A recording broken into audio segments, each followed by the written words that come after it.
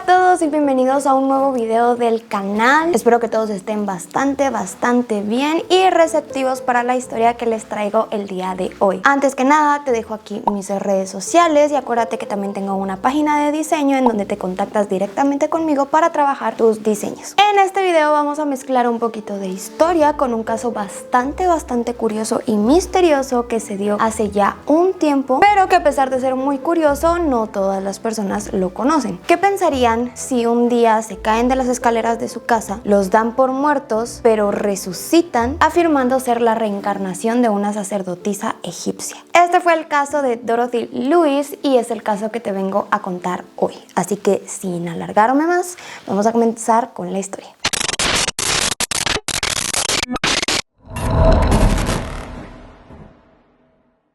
Dorothy Lewis Eddy nació en Londres en el año 1904 y con tan solo 3 años, estando en su casa junto a sus padres, se cae de las escaleras haciendo que ésta quede completamente inconsciente.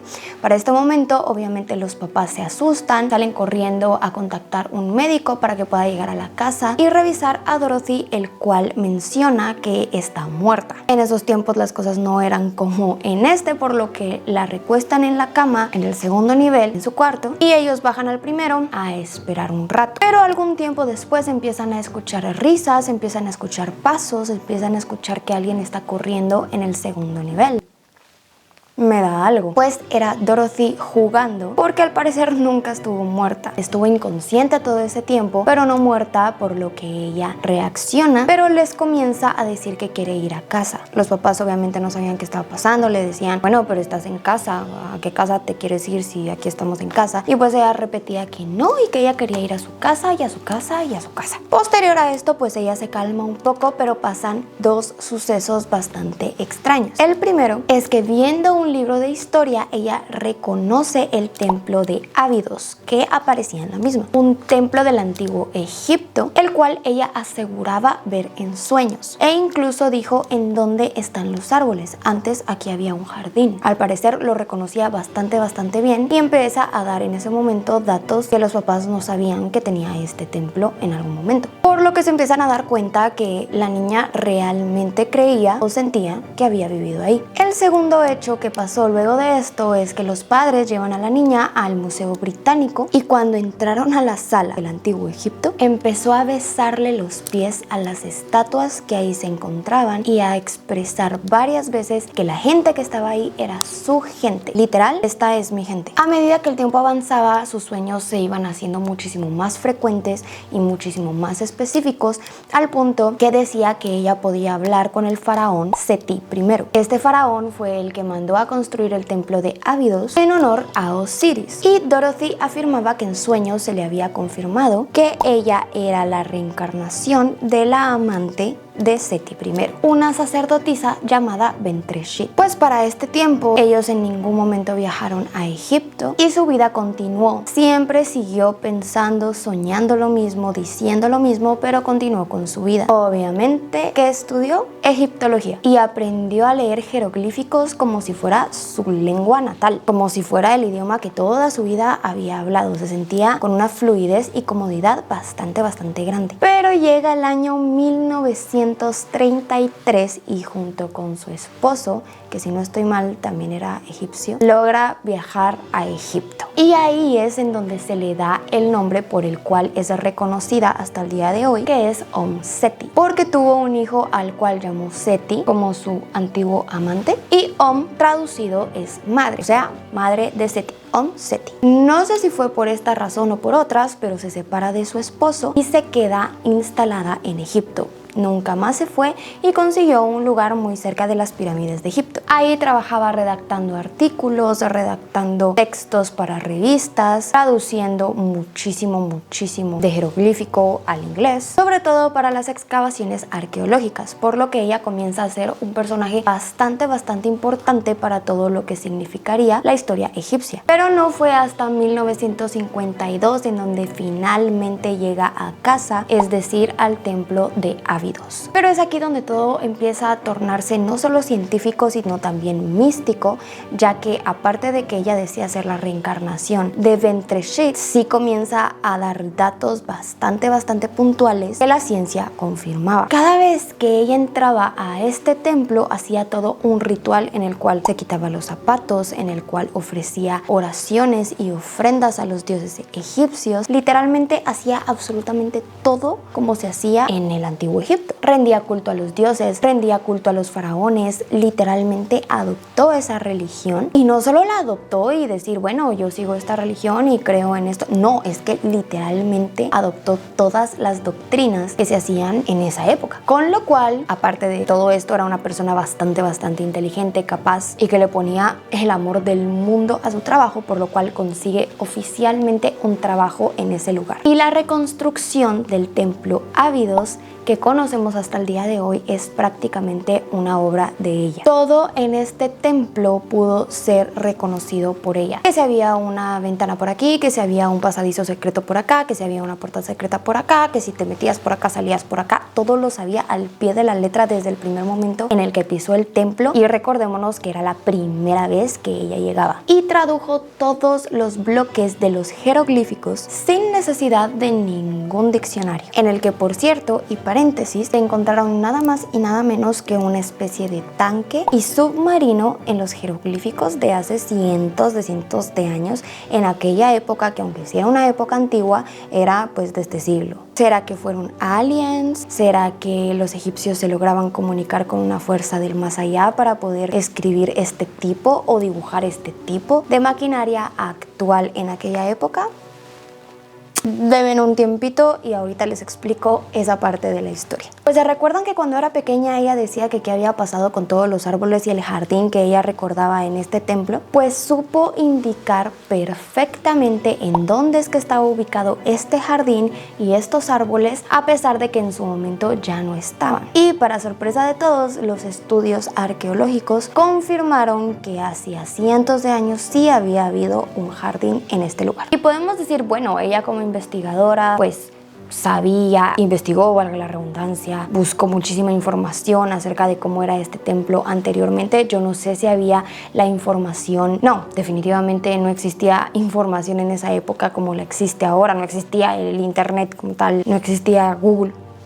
Pero es que no solo eso, cuando ella daba estos datos, acordémonos que tenía tan solo 3 años de edad. Así que sí es bastante curioso y bastante misterioso cómo es que incluso los estudios científicos pudieran confirmar en dónde estaban los lugares que ella ya había visto en sueños y que había confirmado estaban específicamente en donde en realidad habían estado. Era tanta la devoción que Seti tenía a este templo que a veces se presentaba con un arma porque no quería que entrara ningún ladrón que se quisiera aprovechar de este lugar o las personas que llegaban y no cumplían con los cultos o con los procedimientos que se necesitaban llevar a cabo antes de entrar a este lugar o durante el proceso de entrar a este templo. Como les comentaba, su religión era la mitología egipcia y se volvió una persona sumamente devota. A pesar de esta historia, ella fue una eminencia, fue una de las mujeres más importantes para hacer descubrimientos y hallazgos acerca de la historia egipcia. Era demasiado inteligente y demasiado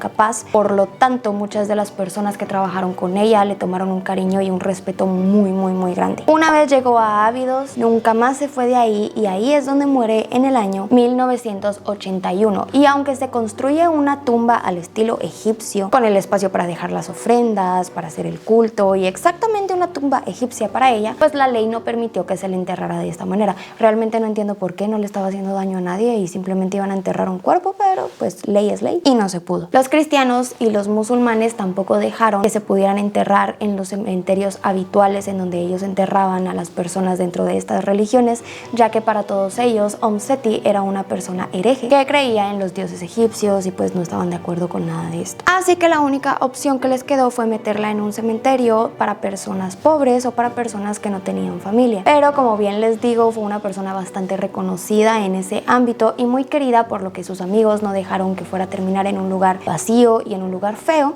y se encargaron de hacer una tumba digna para ella. Por lo que escogieron un lugar específico que, según estudios, había sido el lugar más habitado por la sacerdotisa Bentreshit, la sacerdotisa que se decía había reencarnado en Om Seti. Y así es como termina la historia de esta mujer, una historia bastante curiosa y bastante interesante, pero no se me vayan todavía porque les mencioné sobre los jeroglíficos extraños del templo de Abidos. Y sí, ahora sí podemos adentrarnos en este helicóptero o submarino tan misteriosos que aparecieron en las paredes de este templo. En 1987 a la doctora Ruth McKinley se le ocurrió la brillante idea de ir a visitar este templo junto con su esposo, y ahí es en donde descubrió las imágenes de este helicóptero y este submarino, y como buena turista le toma una foto y la sube a las redes sociales. Sin darse cuenta, sin saberlo, sin sospecharlo, le dio la vuelta al mundo entero esta imagen, que muy probablemente ya la habían visto antes. Yo, antes de saber esta historia, ya la había visto también, y empezaron a sacar muchísimas teorías conspiranoicas acerca de qué era esto. ¿Será que los egipcios veían el futuro? ¿Será que habían sido los aliens los que habían puesto estas imágenes ahí? Pues déjenme decirles que, para la desfortuna de todas las personas que creen en este tipo de teorías, culpable no fue así, y déjenme explicarles qué son estos objetos. Pues resulta ser que esta imagen o estos dos objetos no son un jeroglífico, para empezar. Son dos, están superpuestos y por eso pareciera que es uno. Pues resulta que el faraón Ramsés II pues dijo: las inscripciones que hizo mi padre en este templo están muy buenas, están muy bonitas, están bien, pero yo quiero las mías, quiero poner también mis inscripciones, y no se le ocurrió ningún otro lugar que ponerlas por encima de las que ya había hecho el papá. Y pues es que espacio sí había un montón, pero esa competitividad o relación tóxica entre la familia es bastante común desde tiempos memorables, y quiso tapar los de su papá con los de él. Y aunque en su tiempo sí se leía bastante bien, se podían diferenciar y todo tenía una secuencia o una manera de leer bastante normal, pues con el tiempo y la erosión esto se fue debilitando o se fue acabando, y terminaron mezclados los dos de una manera en la que no se entendía y nada más se veían objetos. Por ejemplo, el supuesto helicóptero que se ve aquí no es nada más que la palabra subyugador, que es así como se hacía llamar Ramsés II. Esta está tallada sobre una parte de una palabra llamada Arcos de su padre Seti I, de la persona que les acabo de contar de toda la historia acerca de Dorothy, o mejor conocida como Om Seti, ese mismo Seti I. Y pues es así como los egipcios nos engañaron y nos hicieron creer que pues la teoría iba incluida a los aliens, iba incluido un montón de cosas que pudimos haber pensado, y lastimosamente no es así. Me hubiera encantado poder confirmar o tener alguna teoría que fuera un poquito más certera acerca de estas conspiraciones, pero lastimosamente no, y es ahí en donde la realidad a veces pues sí tiene un poquito de lógica y no es tan fantasiosa como quisiéramos. Pero ya ven, sí tenía un poquito de relación esta historia con la historia primera de Om Seti. Déjame saber en los comentarios si sabías esta historia y si habías creído que este helicóptero y este submarino sí eran parte de una teoría conspiranoica muchísimo más probable que una más terrenal, y qué piensas acerca de eso. Siempre estoy leyendo en los comentarios. Y sin más que decir, hasta aquí llegó este video. Muchísimas gracias por estar presente, gracias. Siempre leo las sugerencias para saber qué quieres ver en los próximos videos, y si te gustó no olvides darle like, compartir, suscribirte, pero sobre todo activar la campana de notificaciones para que te avise cuando subo un nuevo video. Y sin más que decir, nos vemos en el próximo video.